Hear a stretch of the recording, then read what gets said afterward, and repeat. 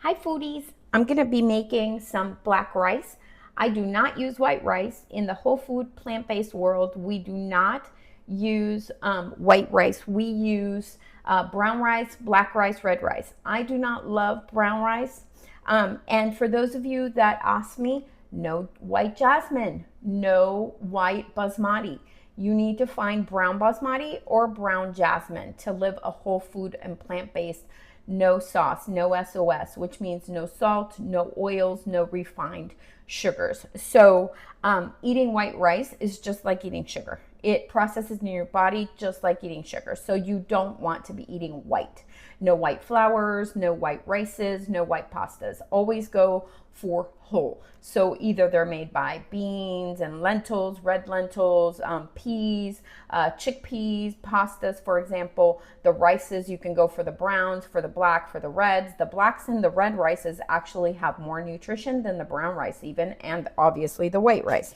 So I'm going to be making some black rice, which I absolutely love. My son, who was a white rice lover, came to visit us here in Panama, and he loved the black rice so much that he didn't even want white rice, and I wasn't willing to cook the white rice, so it was a good thing. So he loved the black rice, loves it. So I'm going to do 2 cups. It's a 1:1 ratio.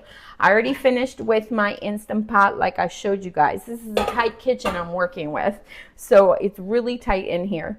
So I already finished my soy yogurt batch, and I showed you guys how I do a soy chia yogurt, one of the jars. So now that my Instant Pot is ready, because it's not busy anymore, I'm going to put my 2 cups of black rice in here, and I'm going to put 2 cups of water. It's a 1:1 ratio. Let me pour out a little bit. Okay, there's the 2 cups, and it's going to go in here. And I'm going to give it a stir. Let me get a spoon. I had to get kitchen items for this kitchen because when people have their beach apartments, they really don't cook in them. They bring all the food already cooked from the city. So, and you know what? Now that you guys are here with me, I'm going to rinse this rice out. And then I'm going to come back with my water, and I'm going to show you guys, because I'm going to show you why I'm going to rinse it. So the water is kind of murky, and I want it to be cleaner. So I'm going to go ahead and rinse it. I'm going to show you guys. Let me see if I can take you guys here. Never mind my mess, please. I have quite a mess here. Do not even look at my mess. I'm going to try and do this way. And all I'm going to do is wash it and rinse it. You can use cold water. This kitchen doesn't have air conditioning, so the air has to flow in from the rest of the house. So I'm just going to rinse it, and then I'll pour all the water out, and then I'll pour in my 2 cups of water. I just want to rinse it and make sure there's no yuckies. Some people also rinse their white rice. You don't have to do this step, but I grew up watching my rice being washed before it got cooked. And you just can wash it a couple times. You don't have to get complete clear water. The brand that I'm using I got here in Panama, and I'll show you guys the box in a second for those of you that live here in Panama. That way you guys can use this same rice, but in the United States we have different brands of red rices and white rices. Like I said, I like both the red and the black. Okay, so I'm going to strain out as much water as I can, and now I'm going to refill my measuring cup with the 2 cups of water, which is to here. Okay. Make sure I have only 2 cups. All right. So I've got my 2 cups of water. All right, perfect. So come back with me.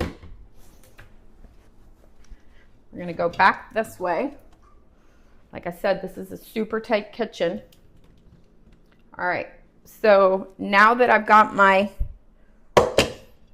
rice in here, I'm gonna put the water in it, make sure there's no kernels on the sides, and then it's pretty clear now. And now I'm going to put it on here, and it's a 1:1 ratio, 1 cup of water per 1 cup of rice.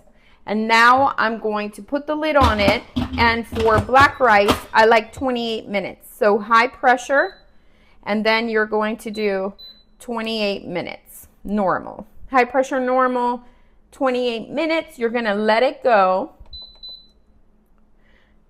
And it's going to pressurize, it's going to cook it, and then you're going to natural release it. 1 tip for rice. This is the #1 tip for the Instant Pot. Do not open that lid until you're ready to use it. I have kept the rice in here for 3 or 4 hours after it naturally released, and I do not depressurize that lid until I'm ready to serve it, and it keeps it just right, and it doesn't dry out. If you're not going to use it immediately and you want to take it out of the Instant Pot, you can, but go ahead and take it out of the Instant Pot and put it in a container, stick it in the fridge. You don't want it sitting in your countertop because that's dangerous for health. You don't want rice that has been sitting on the countertop for any amount of time past an hour because it builds bacteria and it can make you sick. So do put it into a container straight from the Instant Pot, stick it in the fridge, and then reheat it when you're ready to use it. I keep it in the Instant Pot with the pressure lid on. It will keep it warm, and it will not dry it out. And then when we're ready to eat it, we use it. I mean, keep it at a normal hours, right? If it's going to be like 2 or 3 hours after you've done, that's fine. But if you're going to go beyond that, then you do need to open the lid and put it in a airtight container and stick it in the fridge. So, but that is the tip for all rices, not just black rice. If you don't want it to dry out, do not open that lid until you're ready to eat it and serve it for yourself or your family. Okay, bye guys. Hope you're having a happy day.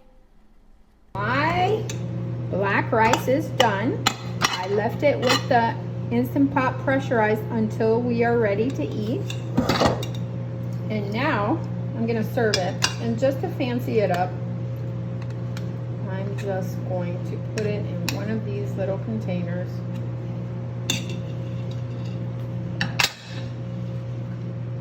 Just because it comes out so cute.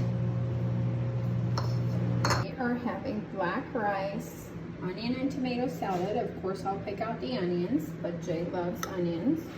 And lentils, which I made with a little bit of curry, 14 spice blend, onion flavoring, and just loaded it up with spices. And we are going to have a nice portion of the lentils because you're getting your proteins. You want to get at least 3/4 of a cup or so of your legumes, and we're going to use a little squeezed lime on top to activate the iron absorption into our body. There we go. Rice and lentils and a tomato onion salad.